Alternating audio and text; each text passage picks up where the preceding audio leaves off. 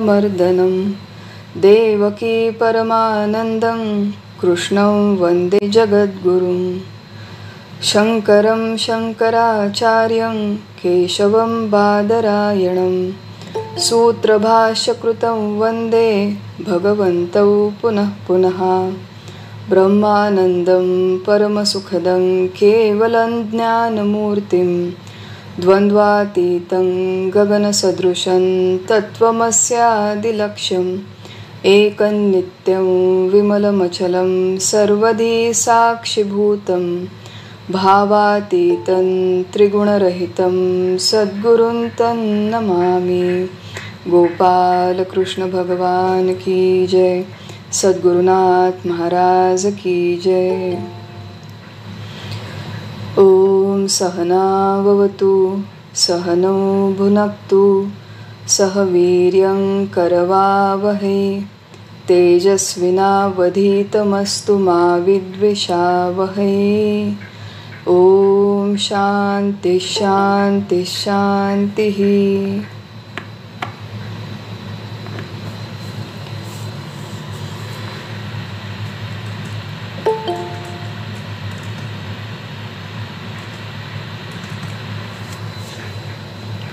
सर्वांना प्रणाम, सर्वांना वंदन करते। आपण कठोपनिषदाचा अभ्यास करत आहोत आणि कठोपनिषदामध्ये अध्याय 1 वल्ली 2 यामधील मंत्र क्रमांक 18 आणि 19 याचा आपण विस्ताराने विचार केला। ज्या आत्मविद्येसाठी या संपूर्ण उपनिषदाची मांडणी झाली त्या आत्मविद्येचं प्रत्यक्ष कथन करण्यासाठी, प्रत्यक्ष प्रबोधन करण्यासाठी यमदेव नचिकेताला 18व्या मंत्रामध्ये सुरुवात करतात।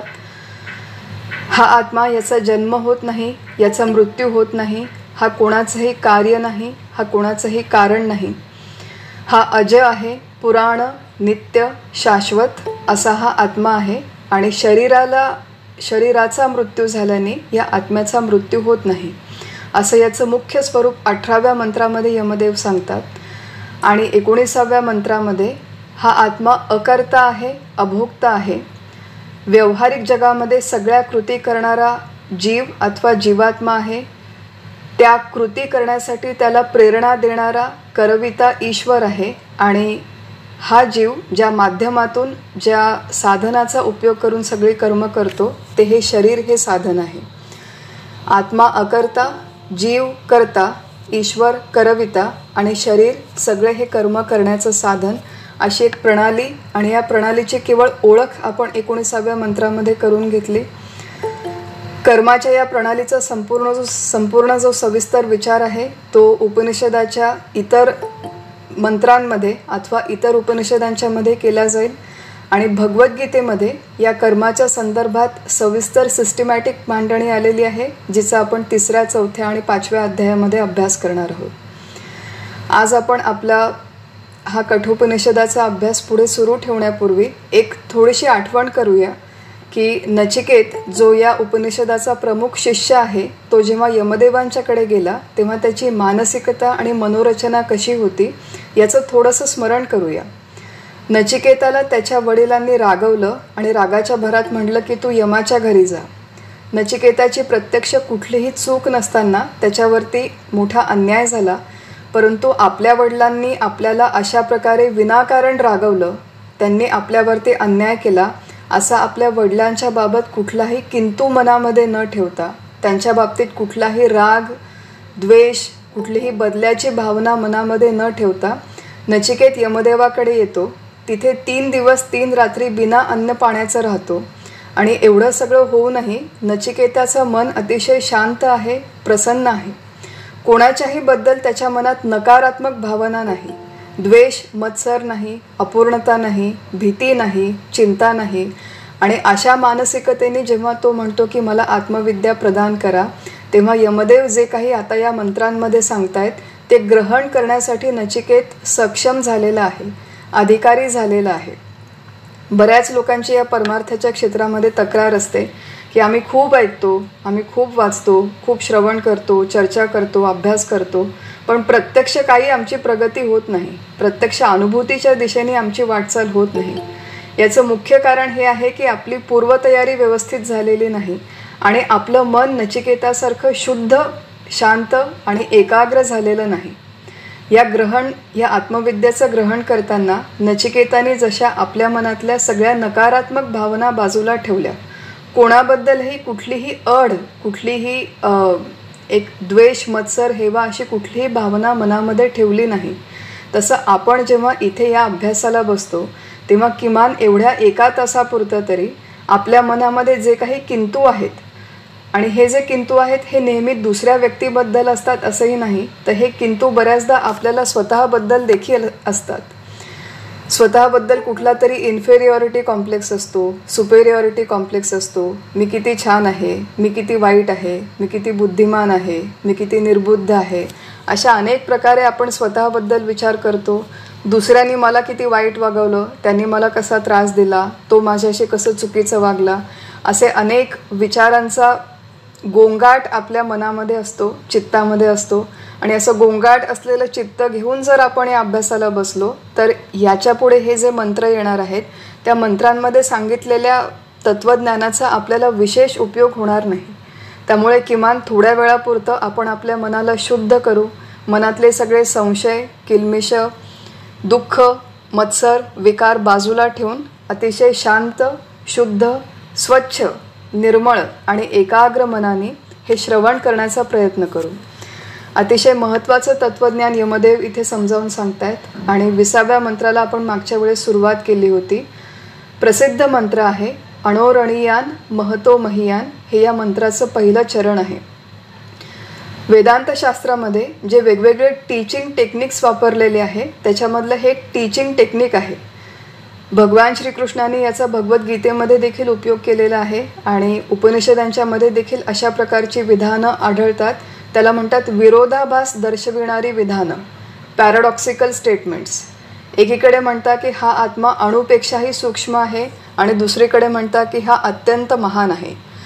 जेवढ्या सूक्ष्म गोष्टीचा आपली मानवी बुद्धी विचार करू शकते किंवा जेवढ्या व्यापक तत्वाचा, गोष्टीचा, पदार्थाचा आपली मानवी बुद्धी विचार करू शकते ते आपल्या मानवी बुद्धीच्या कक्षेपेक्षा अतिशय सूक्ष्म आणि अतिशय महान, व्यापक असा हा आत्मा आहे. आत्म्याचं सूक्ष्मत्व आणि आत्म्याचं व्यापकत्व याचा आपण जेव्हा एकत्रितपणे इथे विचार करतो तेव्हा एक गोष्ट लक्षात घेणं आवश्यक आहे की व्याप ही जी संकल्पना आहे ही नेहमी मर्यादेच्या सापेक्ष असते. की एखादी गोष्ट मर्यादित आहे, संकुचित आहे, छोटी आहे आणि त्याच्या सापेक्ष दुसरी एखादी वस्तू अधिक व्यापक आहे, मोठी आहे असं आपण म्हणतो.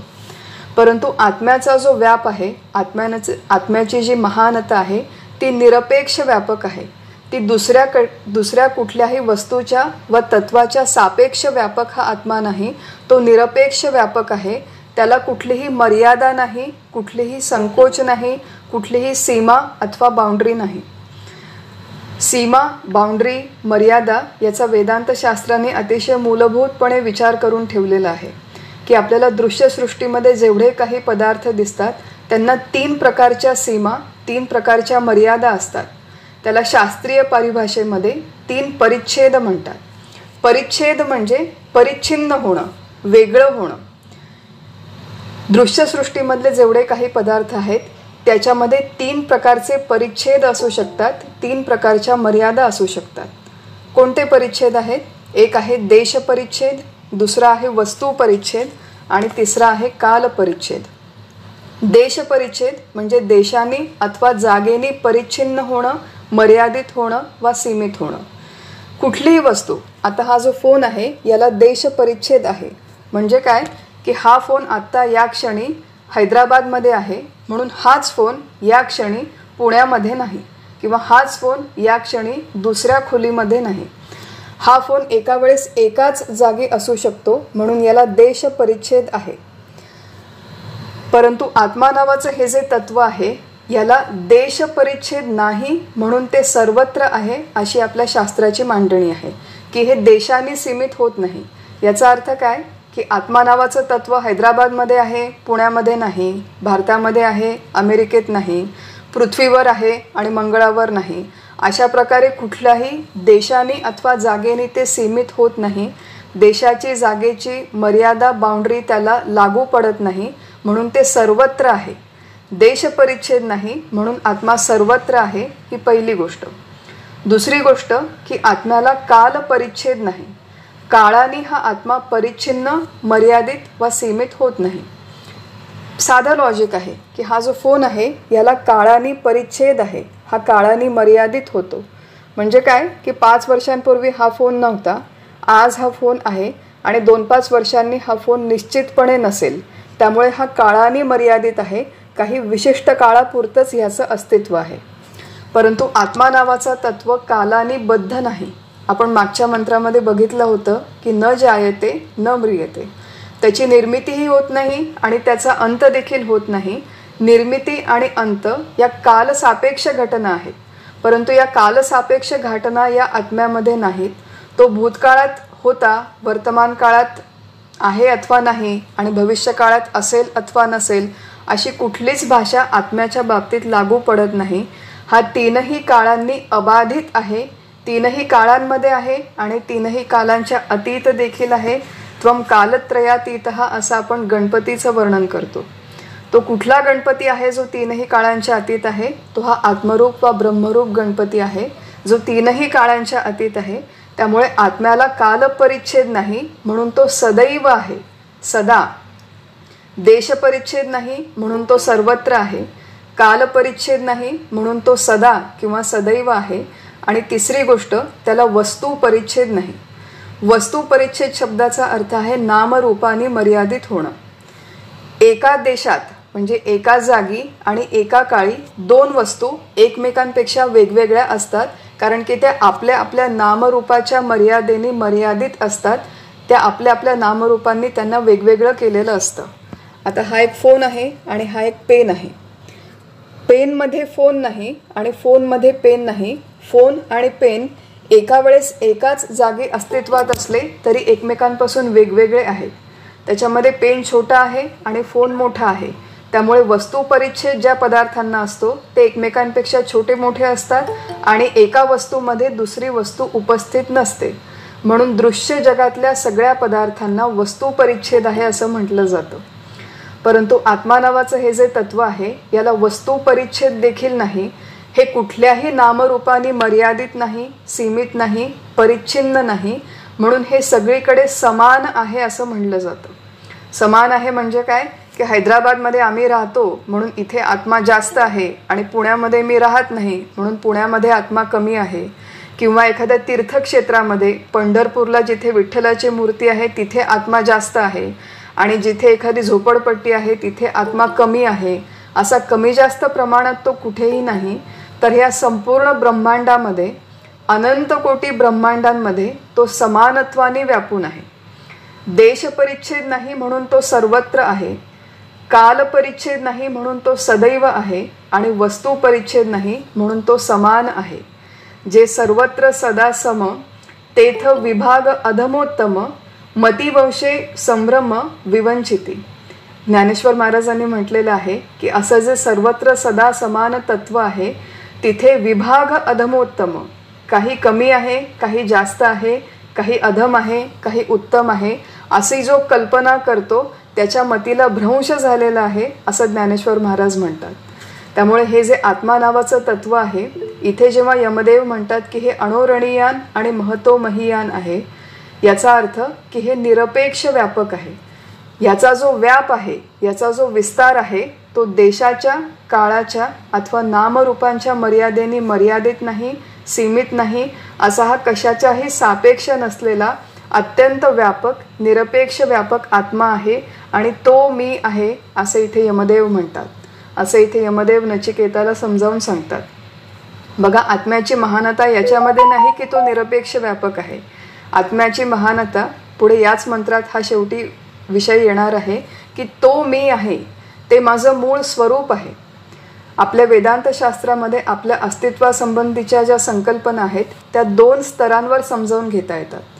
एक आहे आपलं रूप आणि दुसरं आहे आपलं स्वरूप.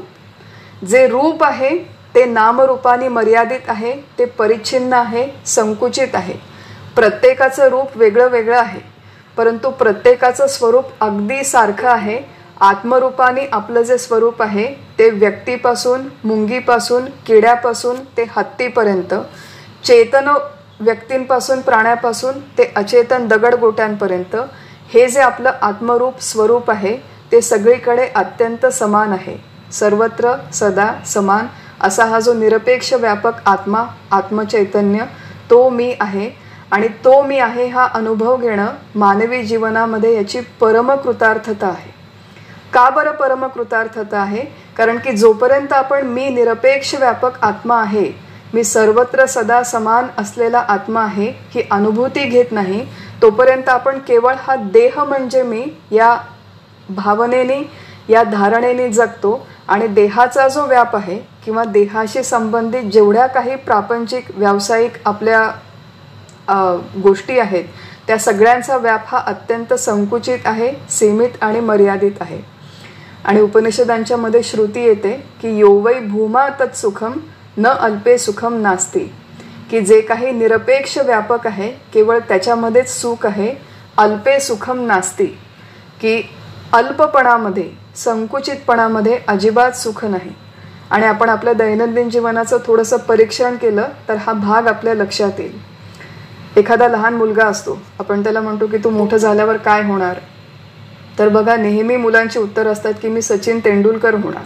आता तो असं नाही म्हणत की मी रस्त्यावरती गल्लीमध्ये क्रिकेट खेळणारा जो मुलगा आहे तो मी होईल, असं मुलं म्हणत नाहीत. तो कोणीतरी जी त्या त्या क्षेत्रामधली मोठी व्यक्ती आहे, यशस्वी व्यक्ती आहे, प्रतिष्ठित व्यक्ती आहे, की बिझनेस असेल तर मी अंबानींच्या सारखा होईल, अडानींच्या सारखा होईल, किंवा मी अमुक एका कलाकारासारखा होईल, झाकीर हुसेन सारखा होईल, शिवकुमार शर्मांच्या सारखा होईल. असे वेगवेगळ्या त्या त्या क्षेत्रांमधले मोठे लोक आपले आदर्श असतात.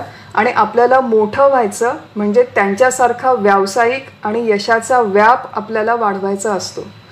परंतु व्यवसायाचा व्याप, यशाचा, संपत्तीचा, कीर्तीचा, प्रतिष्ठेचा व्याप हा आपण व्यावहारिक दृष्टीने कितीही वाढवला तरी तो नेहमी सापेक्ष व्याप आहे. सापेक्ष व्याप म्हणजे काय, की कितीही यश मी संपादन केलं तरी माझ्यापेक्षा यशस्वी अधिक नेहमी कोणीतरी असणार आहे. माझ्यापेक्षा अधिक प्रतिष्ठा नेहमी कोणाला तरी मिळणार आहे. जी संपत्तीचं मी अर्जन करीन त्याच्यापेक्षा अधिक संपत्ती नेहमी कोणाकडे तरी राहणार आहे. त्यामुळे माझ्याकडे जे आहे ते नेहमीच दुसऱ्या कोणाच्या तरी मानाने कमी आहे, मर्यादित आहे, संकुचित आहे असं मनुष्याला अखंड वाटत राहतं. आणि जे आहे त्याच्यापेक्षा आपला व्याप वाढवावा म्हणून तो आयुष्यभर अखंड प्रयत्न करत राहतो. कारण की जे मला मिळालेलं आहे त्याच्यामध्ये मी कधीही पूर्णपणे सुखी होत नाही. भाड्याच्या घरात राहत होतो तेव्हा वाटायचं की स्वतःचं घर असावं. मग स्वतःच्या 2 बेडरूमच्या घरात आलो, आता तरी शांत बसा, पण नाही, आता मला 3 बेडरूमचं पाहिजे, मग मला 4 बेडरूमचं पाहिजे, मग मला मोठा बंगला पाहिजे. आणि एवढं घर बांधूनही मी आनंदी नाही. मला आता मी अंबानींचं घर बघितलं की मला वाटतं माझ्याकडे देखील एवढं मोठं घर असावं. असं सतत मनुष्याला कुठल्या ना कुठल्या बाबतीत वाटत राहतं. प्रत्येकाला घराच्या बाबतीतच वाटेल असं नाही, पण कुठल्या ना कुठल्या बाबतीमध्ये मी कमी आहे, अपूर्ण आहे आणि अजून मी जास्त असायला हवं, हे आपल्या मानवी जीवनाचं वैशिष्ट्य आहे. आणि या अपूर्णतेच्या भावनेतून आपली सुटका तेव्हाच होते जेव्हा हे निरपेक्ष व्यापक तत्व ते मी आहे असा मला प्रत्यक्ष अनुभव येतो. आणि तो प्रत्यक्ष अनुभव यावा याच्यासाठी आपण हा सगळा अभ्यास करत आहोत. संकुचितपणा, मर्यादितपणा, सीमारेषा या सगळ्या देह आणि देहसापेक्ष जगामध्ये आहेत. परंतु याच देहामध्ये आणि याच जगामध्ये राहून या देहाच्या आणि जगाच्या मर्यादा ज्याला ॲप्लिकेबल नाहीत तो आत्मा मी आहे ही अनुभूती घेणं आपल्याला शक्य आहे. आणि त्याच्यासाठी आपण हा सगळा प्रयत्न करत आहोत. अणोरणीयान महतो महियान कठोपनिषदातली अत्यंत प्रसिद्ध श्रुती आहे. पाठ करून ठेवावी आणि लक्षात ठेवावी अशी श्रुती आहे. कारण की ते मी आहे ते माझं मूळ स्वरूप आहे. पुढे यमदेव म्हणतात नचिकेताला, अस्य जंतो हो निहितो गुहायाम. तर जंतू आणि गुहा असे 2 शब्द इथे आलेले आहेत. जंतू म्हणलं की आपल्या डोळ्यासमोर येतात व्हायरस, बॅक्टेरिया, किडे मकोडे आणि असे काहीतरी गलिच्छ प्राणी आपल्या डोळ्यांच्या समोर येतात. परंतु इथे त्या जंतूच्या दृष्टीने हा शब्द वापरलेला नाही. ज्याचा जन्म झाला आहे तो जंतू. प्रत्येक जीव ज्याचा जन्म झाला आहे तो पारमार्थिक दृष्टीने जंतू आहे. आणि दुसरा शब्द आहे तो म्हणजे इथे गुहा. गुहा शब्दाचा अर्थ पारमार्थिक दृष्टीने इथे आहे हृदय. मंत्राचा अर्थ आहे की असा जो आत्मा आहे तो प्रत्येक जीवाच्या हृदयरूपी गुहेमध्ये निवास करतो. गुहा शब्दाचा अर्थ आहे हृदय. आणि परमार्थामधले जे हृदय आहे ते आपलं फिजिओलॉजिकल हृदय नाही. परमार्थामध्ये हृदय शब्दाचा अर्थ आहे अंतःकरण. अंतःकरण, अंत म्हणजे आतलं आणि करण म्हणजे इंद्रिय. परमार्थामध्ये जे हृदय अथवा अंतःकरण आहे ते आपल्या फिजिओलॉजिकल हृदयामध्ये म्हणजे आपल्या प्रत्यक्ष जे हार्ट असतं त्याच्यामध्ये हे निवास करत नाही, तर संपूर्ण शरीरामध्ये नखशिखांत हे अंतःकरण असतं. पारमार्थिक हृदय, पारमार्थिक अंतःकरण आपल्या शरीराच्या प्रत्येक पेशीमध्ये व्यापून असतं. यमदेव जेव्हा नचिकेताला म्हणतात की हा आत्मा जो अणुपेक्षाही अणु आहे आणि महानपेक्षाही महान आहे, अत्यंत व्यापक आहे, तो कुठे राहतो तर तो प्रत्येक जीवाच्या हृदयरूपी, अंतःकरणरूपी अथवा बुद्धिरूपी गुहेमध्ये राहतो. आता आपण थोडासा विचार केला या स्टेटमेंटचा आणि या विधानाचा तर इथे आपल्याला अजून एक पॅराडॉक्स दिसून येतो की एकीकडे यमदेव म्हणतात, आपण आत्ताच बघितलं की या आत्म्याला कोणतीच मर्यादा नाही, हा देशाने मर्यादित नाही, काळाने नाही, नामरूपाने नाही, हा निरपेक्ष व्यापक आहे, सर्वत्र सदा समान आहे. मग असा जर हा आत्मा असेल तर हा आपल्या बुद्धिरूपी गुहेच्या आतमध्ये राहतो किंवा अंतःकरण रूपी गुहेच्या आतमध्ये राहतो असं यमदेवांनी कसं काय म्हटलं? कारण की जेव्हा आपण कशाच्या तरी आतमध्ये राहतो असं म्हणतो तेव्हा तो निश्चित त्या एका मर्यादेने मर्यादित झाला, सीमित झाला. मग एकीकडे तुम्ही म्हणता तो अमर्याद आहे, एकीकडे तुम्ही म्हणता की तो हा कुठल्या तरी गुहेमध्ये राहतो. मग हा जो विरोधाभास आहे याचा समन्वय आपण कसा करायचा? अशा प्रकारचे प्रश्न या उपनिषदाचा अभ्यास करताना आपल्या मनामध्ये पडले पाहिजेत. पण आम्ही एवढा असा विचार करतच नाही मंत्राचा अभ्यास करताना. आम्ही नुसता मंत्र वाचतो, अर्थ वाचतो, काहीतरी त्याचा अर्थ लावण्याचा प्रयत्न करतो आणि पुढे जातो. परंतु हे सगळे प्रश्न आपल्या मनाला पडले पाहिजेत. आपल्या मनाचं असं झालेलं आहे की आपलं मन खूप स्थूल गोष्टींच्यामध्ये कायम अडकून पडलेलं असतं. आम्ही नुकत्याच एका वास्तुशांतीला जाऊन आलो आणि त्या वास्तुशांतीला तिथे जी चर्चा चालू होती की ज्यांच्या घराची वास्तुशांती झाली त्या महिलेने 24,000 रुपयाची साडी विकत घेतली. मग हैदराबादच्या कोणत्या दुकानातून ती साडी विकत घेतली आणि मग तिथलं सिल्क कितीचं होतं, त्याच्यावर डिस्काउंट मिळालं का, आणि इतक्या विविध चर्चा लोकांच्या चालू होत्या. आणि त्याच्यामध्ये एक चर्चा अशी चालू होती की मागच्या वास्तुशांतीला मी हीच साडी घातली होती, मग आता या फंक्शनला परत मी तीच साडी कशी काय घालू? कारण की एक साडी रिपीट केली की लोकांना ती दिसते आणि मग लोक आपलं कौतुक करत नाही. तर अशा प्रकारे सगळ्या अत्यंत स्थूल गोष्टीमध्ये आपली बुद्धी इतकी व्यग्र असते की याच्या पलीकडे जाऊन हे असे काही सूक्ष्म विचार करण्याचं ट्रेनिंग आपण आपल्या बुद्धीला कधीच देत नाही. आणि अशा प्रकारे आपण जेव्हा गीतेचा, उपनिषदांचा अभ्यास करतो तेव्हा या सगळ्या स्थूल प्रपंचातून सुटका करून थोडं तरी या तत्वज्ञानामध्ये आपण रममाण होणं आवश्यक आहे. कारण की जेव्हा या तत्वज्ञानाचा अभ्यास करायचा आहे तेव्हा थोडी जर आपली बुद्धी याच्यामध्ये इन्व्हॉल्व झाली तर हे जे बारकावे आहेत ते बारकावे टिपण्याची क्षमता त्या बुद्धीमध्ये येईल. तर इथे यमदेव काय म्हणतायत की बुद्धिरूपी गुहेमध्ये राहतो. बुद्धिरूपी गुहेमध्ये राहतो म्हणजे नेमकं काय? एकतर असं आहे की गुहा वगैरे असे शब्द ऐकले की आपल्याला खूप काहीतरी रहस्यमय, गूढ असं काहीतरी यमदेव सांगणार आहेत असं वाटतं की मग हे फार मोठं एक त्याच्या गुहा हा जो शब्द आहे त्याच्यामध्ये एक अशा प्रकारचा संकेत आहे की गुहेच्या आतमध्ये असा अंधार असेल, मग तिथे मोठं काहीतरी रहस्य आता यमदेव उलगडून सांगतील आणि मग कदाचित आपल्याला ते समजणार नाही अशी भीती वाटते. गुहा हा जो शब्द आहे तो बऱ्याचदा योग मार्गामध्ये वेगवेगळ्या कॉन्टेक्स्टमध्ये वापरला जातो. तर हे जे सगळे रहस्य आहे ते सगळ्याच्या सगळं रहस्य इथे पूर्णपणे उकलून घेऊन त्याच्यामधला प्रत्येक बारकावा समजावून घेण्याची आवश्यकता आहे. एकीकडे यमदेव म्हणतात की आत्मा निरपेक्ष व्यापक आहे आणि दुसरीकडे म्हणतात की प्रत्येक जीवाच्या बुद्धिरूपे गुहेमध्ये स्थित आहे. तर त्यांनी बुद्धिरूपे गुहेमध्ये स्थित आहे असं का म्हटलं? याचं एक मुख्य कारण आहे की या तत्वाचा अभ्यास करताना किंवा या तत्वाची अनुभूती घेताना प्रत्येक जीवाने अंतर्मुख होणं आवश्यक आहे.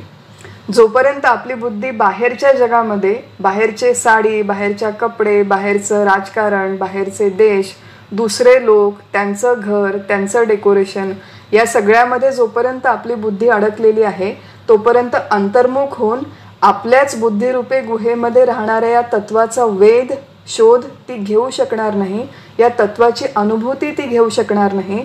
म्हणून आपण अंतर्मुख व्हावं, नचिकेतानी अंतर्मुख व्हावं, हा एक प्रमुख उद्देश आहे की यमदेव म्हणतात हा आत्मा आपल्या बुद्धिरूपी गुहेमध्ये स्थित आहे.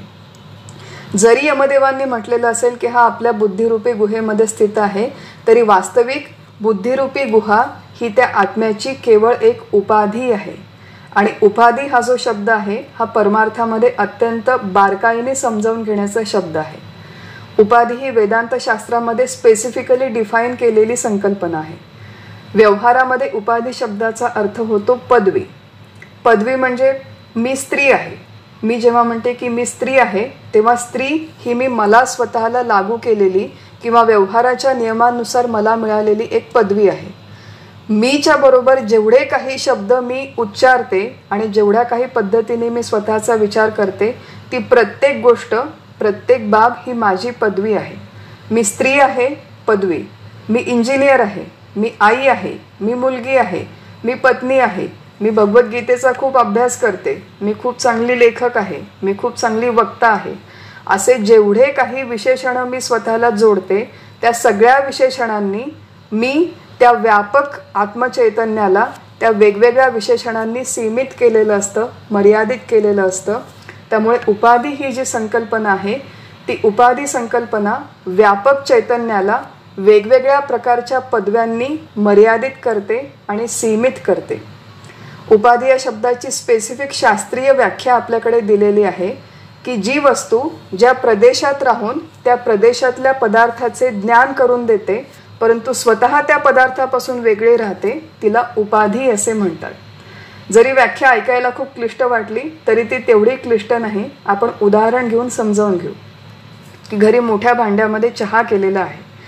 चहा केला, घरी पाहुणे आले म्हणून मी ट्रेमध्ये चहा काढते.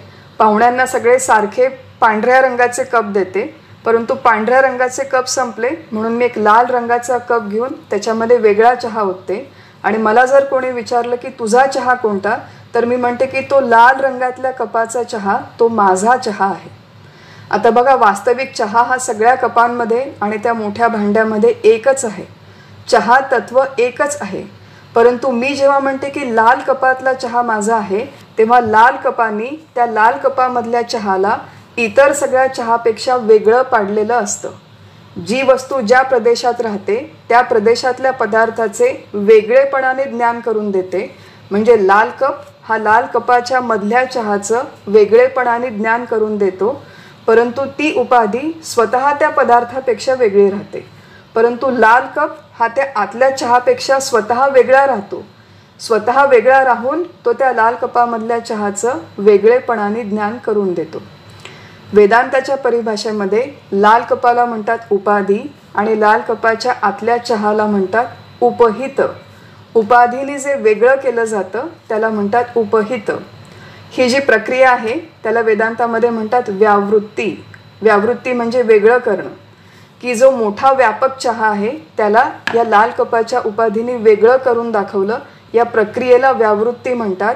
अशा प्रकारे वेगळं करून दाखवणं एखाद्या छोट्याशा पदार्थाला व वस्तूला हे उपाधीचं प्रमुख लक्षण आहे.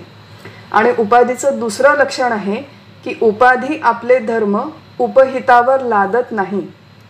उपाधीचा धर्म काय की कपाचा रंग आहे लाल, तर कप हा आपला स्वतःचा लाल रंग त्या चहावरती एन्फोर्स करत नाही. चहाचा रंग जसा आहे ब्राऊन तसाच राहतो. पिवळा कप असेल तर चहा पिवळा होत नाही, हिरवा कप असेल तर चहा हिरवा होत नाही. चहा जसा आहे तसाच राहतो, उपहित जसं आहे तसंच राहतं, परंतु उपाधी त्या उपहिताचं वेगळेपणाने ज्ञान करून देते आणि स्वतः त्याच्यापेक्षा वेगळी राहते. ही आपण संकल्पना उपाधीची कशासाठी समजावून घेतली की सर्वत्र सदा समान असलेला हा जो निरपेक्ष आत्मा आहे हा देह या उपाधीने जणू वेगळा झाला. जणू वेगळा का बरं झाला? खरा वेगळा झालेला नाही, परंतु तो वेगळा झाल्यासारखा वाटतो. हे जे शरीर आहे, या शरीराची उत्पत्ती झाली.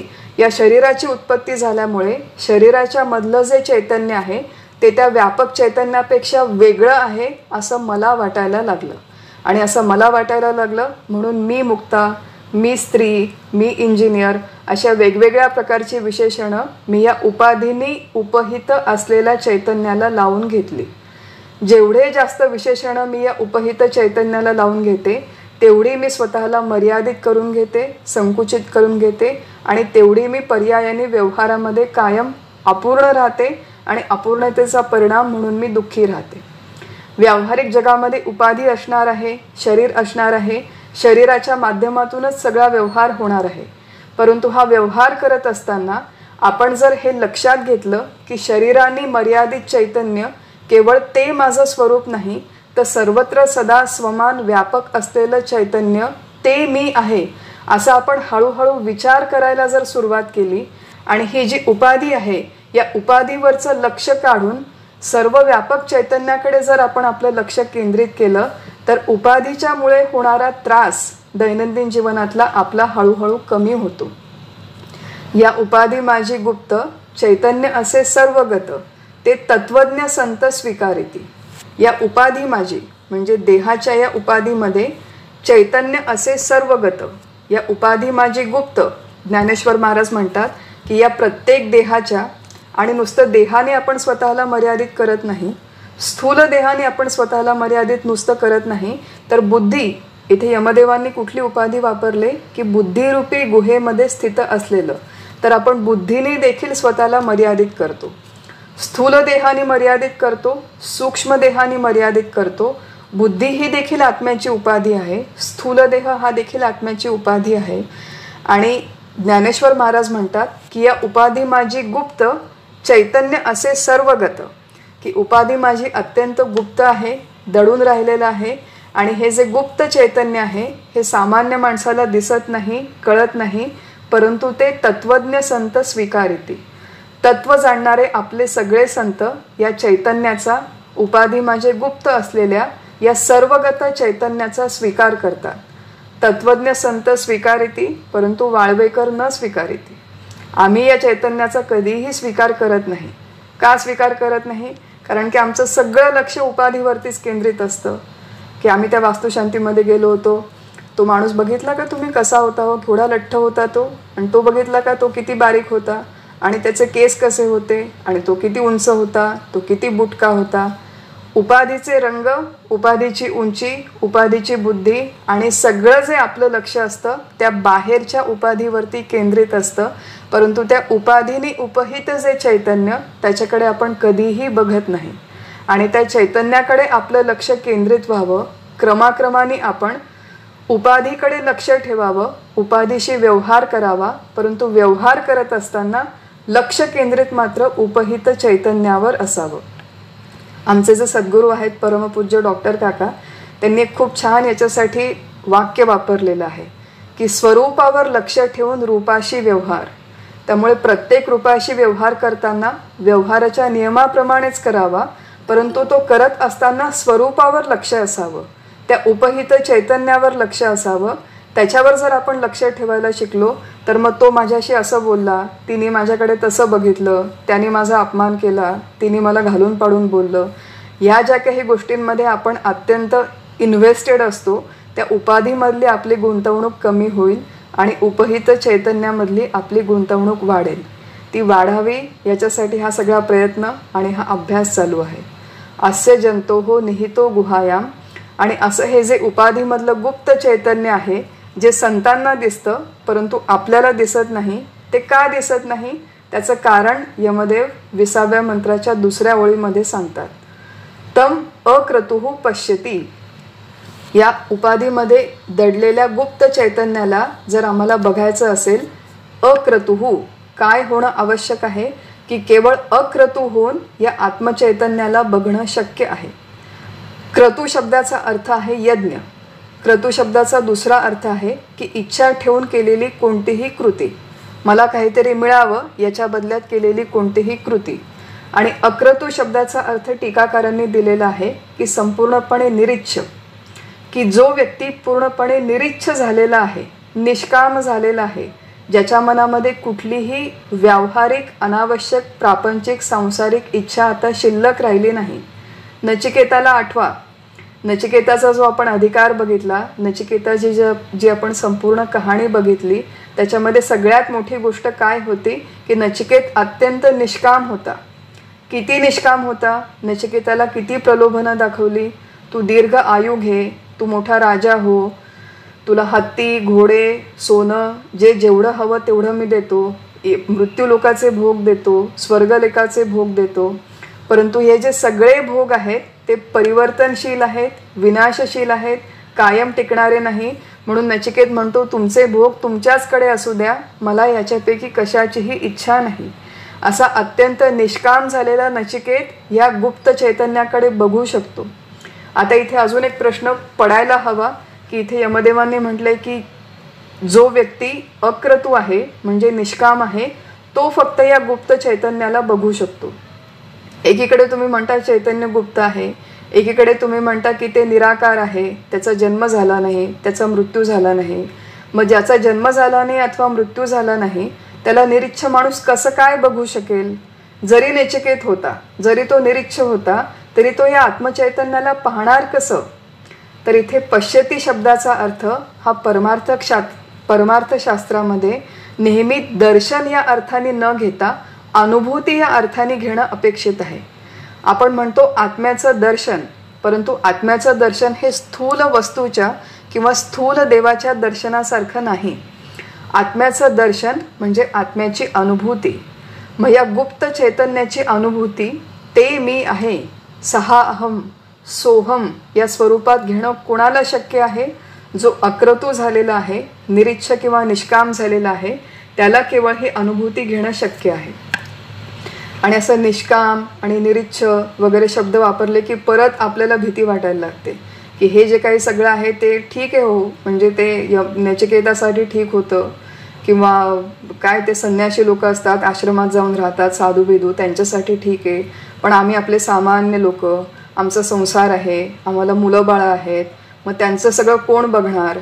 मग त्यांच्यासाठी जो काही संसार आहे, पैसा आहे, तो कोण कमावणार? मग ते ठीक आहे, म्हणजे हे उपनिषदांनी दिलंय, भगवद्गीतेने दिलंय, हे ग्रंथामध्ये ठीक आहे. परंतु प्रत्यक्ष जेव्हा हे जगण्याची वेळ येते तेव्हा आपण नेहमी याच्यापासून 4 पावलं दूर राहतो की मला हे जमणार नाही, मला हे शक्य नाही. आणि निष्काम होणं, निरीच्छ होणं हे अवघड आहे पण अशक्य नाही. अशक्य असलं असतं तर यमदेवांनी नचिकेताला किंवा भगवान श्रीकृष्णाने अर्जुनाला या गोष्टी गीतेमध्ये वा उपनिषदांमध्ये सांगितल्याच नसता. नरदेहात जन्माला आलेलो आहोत आणि विचार करणं शक्य आहे, आणि विचारपूर्वक या कामनांचा, इच्छांचा आवेग कमी करणं शक्य आहे, या कामनांची इंटेन्सिटी कमी करणं शक्य आहे, त्या मिनिमलाइज करणं शक्य आहे, की ज्याला आपण म्हणतो मिनिमॅलिस्टिक लिव्हिंग, की कमीत कमी इच्छा ठेवून हे आयुष्य अत्यंत इफेक्टिव्हली जगता येणं शक्य आहे. जेव्हा जेव्हा भगवद्गीतेमध्ये, उपनिषदांच्यामध्ये निष्काम किंवा निरीच्छ असे शब्द येतात तेव्हा आपल्याला वाटतं की सगळ्या जर माझ्या कामना निघून गेल्या, सगळ्या इच्छा निघून गेल्या, तर मी दिवसभराची कामं कशी करू? म्हणजे माझा घर, गृहस्थी, प्रपंच, संसार कसा चालेल? ते इथे यमदेवांनी जे म्हणले ते तुम्ही निरुद्योगी होऊन बसा असं म्हटलेलं नाहीये, किंवा तुम्ही निष्क्रिय होऊन, उदास होऊन, आळशीपणाने बसा, पडून राहा पलंगावर, असं इथे म्हटलेलं नाहीये. तुम्ही क्रियाशून्य व्हा असं म्हटलेलं नाहीये. इथे फक्त निरीच्छ व्हा असं म्हटलेलं आहे. आणि निरीच्छ होऊन देखील व्यवहारातली सगळी कामं अत्यंत उत्कृष्टपणे करता येतात. या गोष्टीवर आपला सुरुवातीला अजिबात विश्वास बसत नाही. कारण की खूप इच्छा, खूप कामना, खूप काहीतरी हवं, खूप काहीतरी नको, अशा या सगळ्या चक्राच्या मागे त्या इच्छांच्या पूर्तीच्या साठी कर्म करायची अशीच आपल्याला सवय लागलेली आहे. असंच आपलं ट्रेनिंग झालेलं आहे. आणि यमदेव इथे नचिकेताला म्हणतात की तू निरीच्छ हो. म्हणजे निरीच्छ हो म्हणजे इच्छांची इंटेन्सिटी, इच्छांचा नंबर कमी कर. आणि हे कसं करायचं हा या मंत्राचा विषय नाही. थोडा बहुत विचार आपण हा भगवद्गीतेमध्ये केला होता आणि याचा बराचसा विचार पुढच्या वल्लीमध्ये येणार आहे. त्यामुळे निरीच्छ कसं व्हायचं हा आजच्या मंत्राचा विषय नाही. परंतु आपण थोडासा कॉमन सेन्सने विचार केला की मागे एकदा आपण बघितलं होतं की कामनांचं वर्गीकरण करायचं. जेवढ्या आवश्यक आहेत, उपयुक्त आहेत आणि व्यवहार्य इच्छा आहेत, प्रॅक्टिकल आहेत, तेवढ्याच इच्छा जवळ ठेवायच्या आणि ज्या अनावश्यक इच्छा आहेत त्या सगळ्यांची पूर्णपणे हकालपट्टी करायची. वास्तुशांतीमधून मी आले तर मला स्वतःला 24,000ची साडी घेणं कधीही शक्य नाही. आपण 2,400 रुपयाची घेऊ शकतो किंवा 240 रुपयांची घेऊ शकतो. तर तेवढी इच्छा असेल मनामध्ये ती एक वेळेस ठेवलेली चालते. परंतु 24,000ची साडीची इच्छा जी कधीही पूर्ण होणं शक्य नाही, अशा सगळ्या इच्छांना ताबडतोब मनातून काढून टाकावं जो समजूतदार माणूस आहे त्याने. कारण की अशा अशक्यप्राय इच्छांच्या मागे धावण्यामध्ये आपलं संपूर्ण आयुष्य निघून जातं. उम्र का पंछी उडता जाता फिर भी प्राणी प्रभू नाम न गाता. की आमचं आयुष्य असंच उडून जाईल आणि अशा अशक्यप्राय इच्छांच्या मागे धावण्यापेक्षा त्यांची वर्गवारी करावी, त्या कमी कराव्यात, आवश्यकतेपुरत्या, उदरनिर्वाहापुरत्या, जीवन धारण्यापुरत्या इच्छा फक्त ठेवाव्यात आणि उरलेल्या इच्छांचा हळूहळू क्रमाक्रमाने कमी केल्या तर मग या उपाधी माझी गुप्त जे चैतन्य आहे त्या चैतन्याला बघणं आणि त्याची ते मी आहे अशी अनुभूती घेणं शक्य होईल. तम अक्रतुः पश्यती की निरीच्छ होऊन या आत्म्याला पाहता येतं, पहिली गोष्ट. आणि दुसरा जो क्रायटेरिया इथे यमदेवांनी दिलेला आहे की धातू प्रसादान. धातू प्रसादांचा अर्थ इथे आहे इंद्रियांना प्रसन्न करून घेणे. की जो व्यक्ती निरीच्छ झालेला आहे आणि ज्याने आपल्या इंद्रियांना प्रसन्न करून घेतलेलं आहे किंवा ज्याची इंद्रिये प्रसन्न झालेली आहेत. आता आपली इंद्रिये प्रसन्न होणं म्हणजे आपली इंद्रिये पूर्णपणे आपल्या नियंत्रणाखाली असणं. आपली इंद्रिये ही ऑटोमॅटिकली प्रसन्न होतील आपल्यावरती का आपल्याला प्रयत्नपूर्वक ती प्रसन्न करून घ्यावी लागतील. असं आहे की परत या परमार्थाच्या मार्गामध्ये फार सगळ्या गोष्टी आपल्याला अशा फ्री ऑफ कॉस्ट हव्या असतात की मी सद्गुरूंच्याकडे जाईन, त्यांच्या पायावर डोकं ठेवीन, ते मला आशीर्वाद देतील आणि मग असा काहीतरी चमत्कार माझ्या जीवनामध्ये होऊन जाईल की माझं सगळं हे जे धावपळ आहे विषयांच्या मागची ती कमी होऊन जाईल. असं कोणाच्या आशीर्वादाने या क्षेत्रात काहीही होत नाही किंवा आशीर्वादाच्या बदल्यात आपलं काहीतरी व्हावं अशी जेव्हा आपण अपेक्षा करतो तेव्हा मुळात आपली अपेक्षा चुकीची असते आणि त्याच्यामुळे परमार्थाच्या मार्गामध्ये अनेक भ्रष्ट गोष्टी शिरतात. त्यामुळे भगवंत आहे, देव आहेत, गुरु आहे, त्यांचा आधार आहे, त्यांचं मार्गदर्शन आहे, हे सगळं जरी खरं असलं तरी आपल्या इंद्रियांवरती नियंत्रण करण्याचा प्रयत्न हा प्रत्येक साधकाने स्वतः जाणीवपूर्वक करण्याची आवश्यकता आहे. विवेकानंदांची गोष्ट येते की विवेकानंद खूप आजारी पडले होते एकदा आणि त्यांना डॉक्टरांनी त्यांना साधे जे आपले नेहमीचे औषधं असतात त्याच्याने त्यांना अजिबात रिलीफ मिळत नव्हता.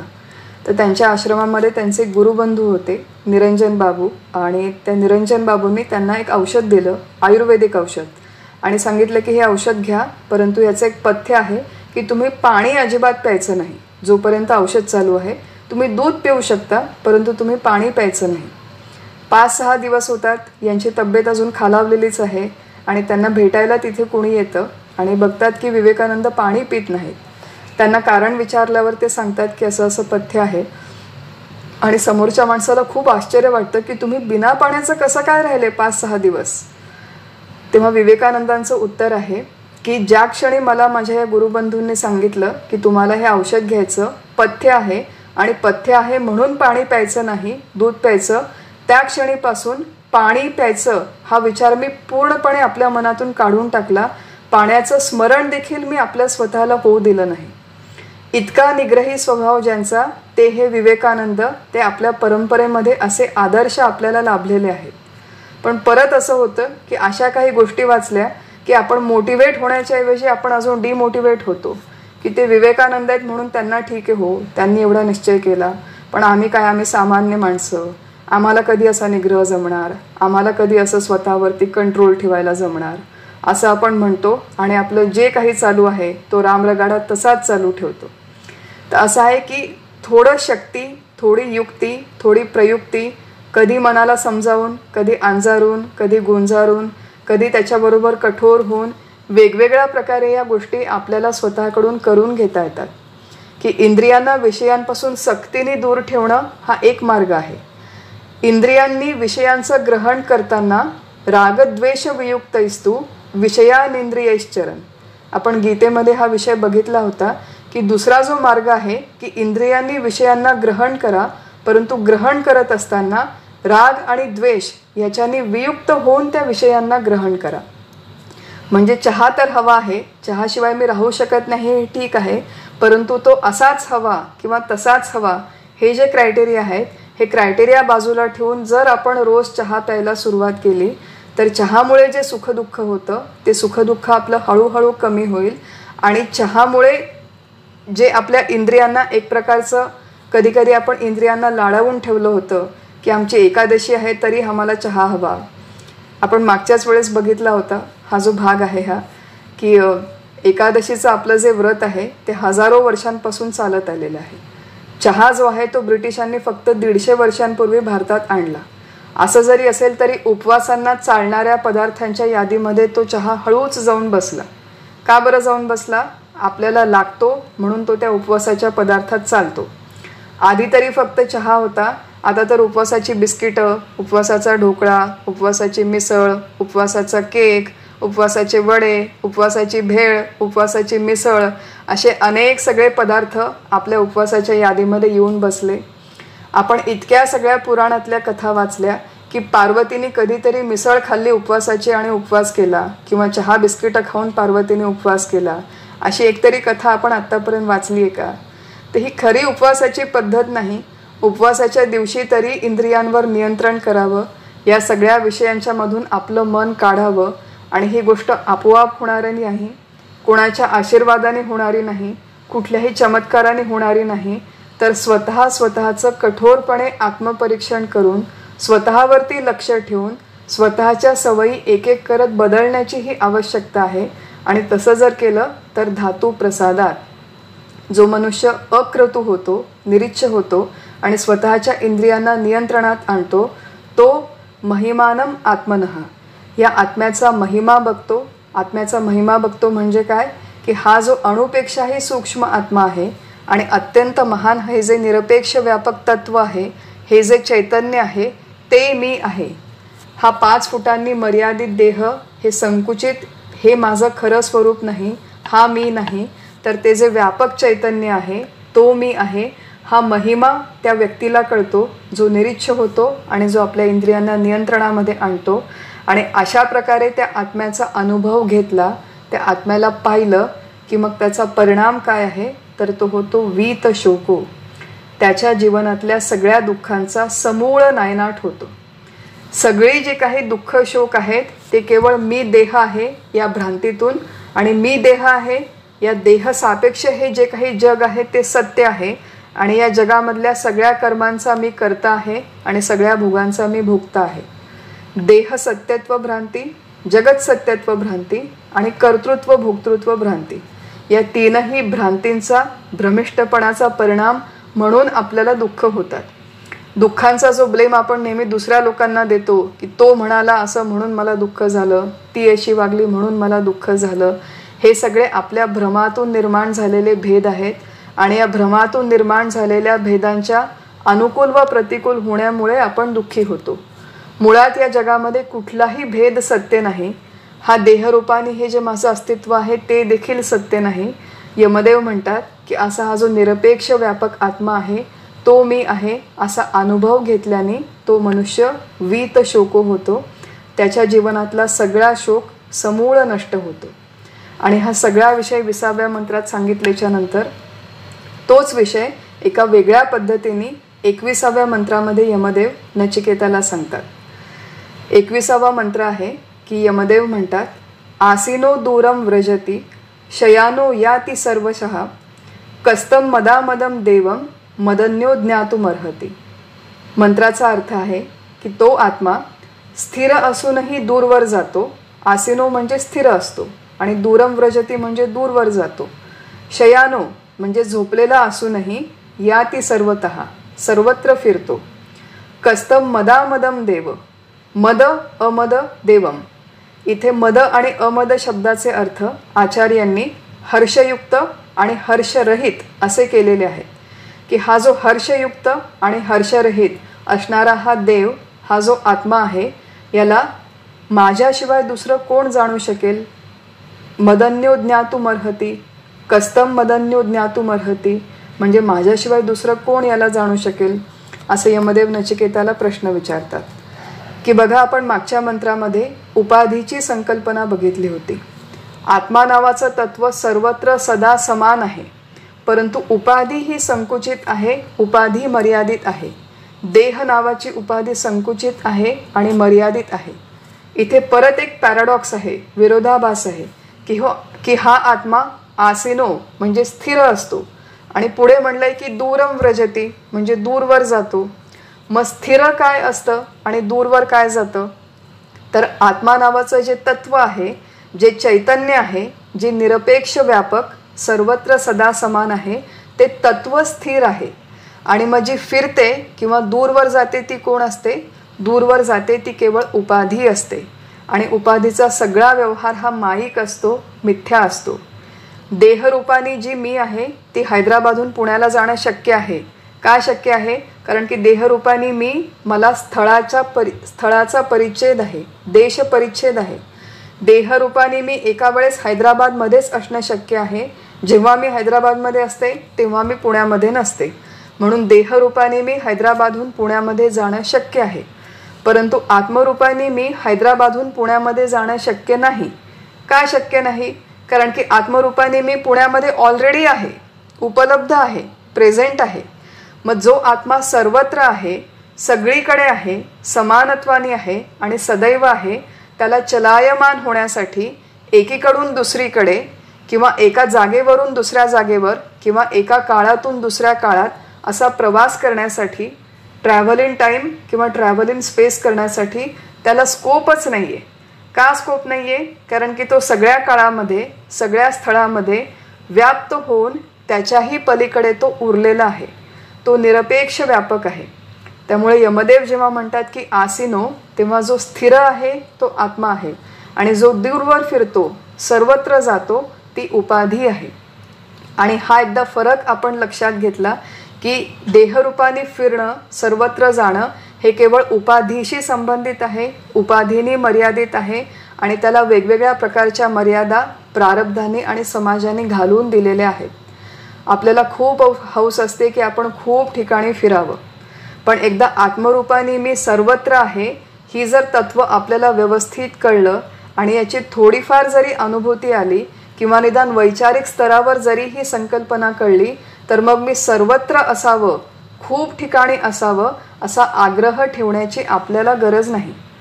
व्यवसायानुसार, प्रारब्धानुसार, आपल्या जीवनाच्या नियमानुसार, जीवनाच्या चौकटीनुसार काही ठिकाणी जाणं आवश्यक असतं. ते जावं, तिथून परत यावं, तो व्यवहार करावा. परंतु जाण्या येण्याच्या बाबतीत जो काही आपला आग्रह असतो की त्या लग्नाला मी गेलंच पाहिजे, त्या गावाला मी गेलंच पाहिजे, महाबळेश्वरला मी गेलंच पाहिजे, काश्मीरला गेलंच पाहिजे, युरोपला गेलंच पाहिजे, अशा वेगवेगळ्या ठिकाणी गेलंच पाहिजे, आणि ते गेल्याच्या नंतर मला सुख मिळेल, आणि जर मी गेलो नाही तर मला सुख मिळणार नाही, अशा प्रकारे जी काही आपली एक मनोधारणा झालेली आहे तो सगळा केवळ उपाधींचा व्यवहार आहे. अशा प्रकारे चलायमान होणारी, जाणारी, येणारी केवळ उपाधी आहे. उपाधी सत्य नाही, ती मिथ्या आहे. सत्विलक्षण, असत्विलक्षण, अनिर्वचनीय, मिथ्या. आपण याचा विचार केला होता, आणि आठवत नसेल तर ते परत ऐकायचं की अशी जी सत्यही नाही, असत्यही नाही, अशी ही मिथ्या असणारी, भ्रमरूप असणारी ही देहाची उपाधी आहे. या देहाच्या माध्यमातून जेवढं काही जाणं येणं आहे ते देखील भ्रमरूप आहे, आणि ते मी नाही, ते माझं खरं स्वरूप नाही. तर जो स्थिर आहे, सर्वत्र सदा समान असा आत्मा आहे, तो मी आहे. आणि अशी अनुभूती आली की मी कुठेतरी असावं आणि कुठेतरी असल्याने मला सुख मिळेल, ही संकल्पना आपली हळूहळू कमी होते. आणि हळूहळू कमी झालं की आपण आपल्या स्वरूपाच्या किमान वैचारिक स्तरावर तरी अधिक जवळ जातो, स्वरूपाच्या जवळ जातो. आणि त्याचा परिणाम म्हणून काय आहे? मदामदम देवम, हा जो आत्मा आहे याचं एक निराळ्या पद्धतीने यमदेवांनी इथे वर्णन केलेलं आहे की मद म्हणजे हा हर्षयुक्त आहे, आणि अमद म्हणजे हा हर्षरहित देखील आहे. हा देव, हा आत्मा हर्षयुक्त आहे आणि हर्षरहित आहे. याचा अर्थ हर्षयुक्त असं जेव्हा यमदेव म्हणतात तेव्हा त्याचा अर्थ की आपल्याला जे दैनंदिन जीवनात सुख मिळतं तसं सुख या आत्म्यामध्ये नाही, तर हा आत्मा मुळातच सुखरूप आहे. सूर्याचा प्रकाश हे जसं स्वरूप आहे, सूर्याला प्रकाश कुठून उधारीने घेऊन यावा लागत नाही. जो आपल्याला मेणबत्ती असेल तर मेणबत्ती लावावी लागते किंवा दिवा असेल तर दिवा लावावा लागतो, परंतु सूर्याला असं ऑन ऑफचं बटन नाही. सूर्य हा कायम प्रकाशमान आहे. प्रकाशमान असणं हे सूर्याचं स्वरूप आहे.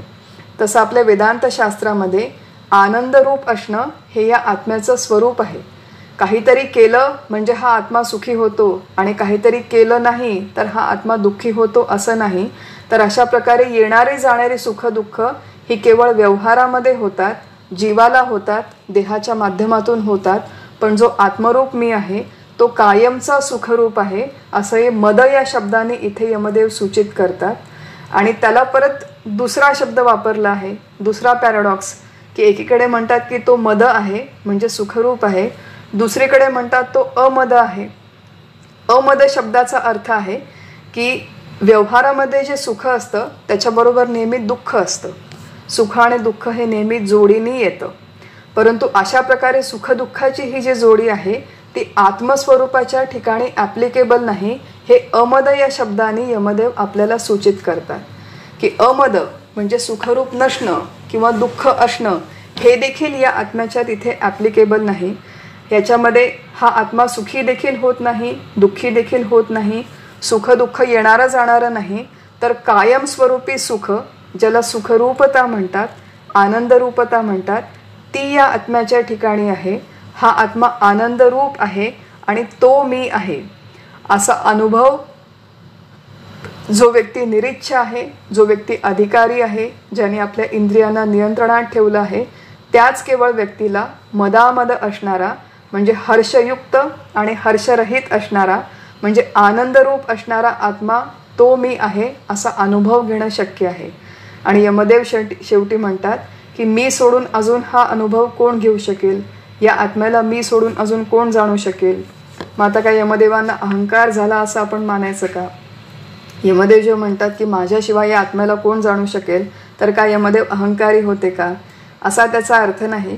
तर टीकाकारांनी या विधानाचा अर्थ दोन प्रकारे केलेला आहे की माझ्याशिवाय या आत्म्याला कोण जाणू शकेल, याच्यामध्ये यमदेवांना या आत्मतत्वाचं ज्ञान होणं, ज्ञान करून देणं, प्रबोधन करणं म्हणजे शिकवणं आणि शिकणं हे दोन्हीही अत्यंत दुर्मिळ आहे हे सूचित करायचं आहे.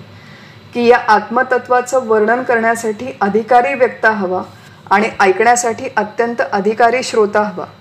मग यमदेवांसारख्या अधिकारी व्यक्त्याला जेव्हा फार दुर्मिळ, फार क्वचित कधीतरी जेव्हा नचिकेतासारखा अधिकारी शिष्य मिळतो तेव्हा हा अधिकारी गुरु शिष्यांच्या मधला संवाद आहे की तुझ्यासारखा शिष्य मिळाल्याच्या नंतर आता मी हे जे सगळं तत्वज्ञान आहे हे तुझ्यासमोर खुलं करून मांडणार आहे.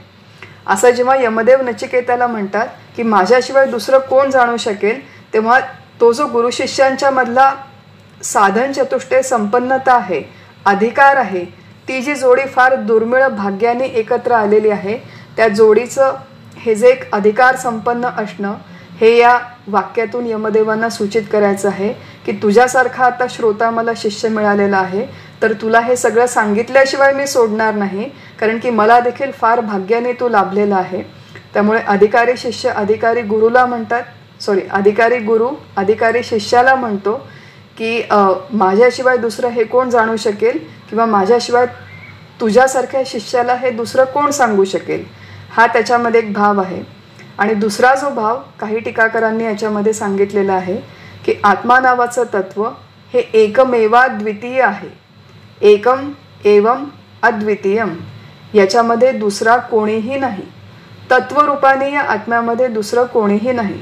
मग आपल्याला हा जो दृश्यसृष्टीमध्ये भेद दिसतो, सगळ्या व्यक्ती वस्तू दिसतात, हा केवळ नामरूपांचा भेद आहे आणि हा भेद देखील खरा नाही.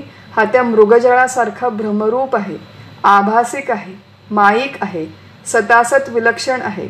पण या भ्रमाच्या खाली त्या भ्रमाचं जे अधिष्ठान आहे ते केवळ एकच आहे आणि ते अधिष्ठान ते आत्मा, तो आत्मा, ते ब्रह्म, तो मी आहे असा अनुभव जेव्हा सद्गुरू घेतात तेव्हा अधिकारी सद्गुरू हा अनुभव घेऊन जेव्हा त्या आत्म्याबद्दल बोलतात, त्या अधिकारी अनुभवी सद्गुरूंचं हे वाक्य आहे की माझ्याशिवाय अजून याला जाणण्यास कोण समर्थ आहे.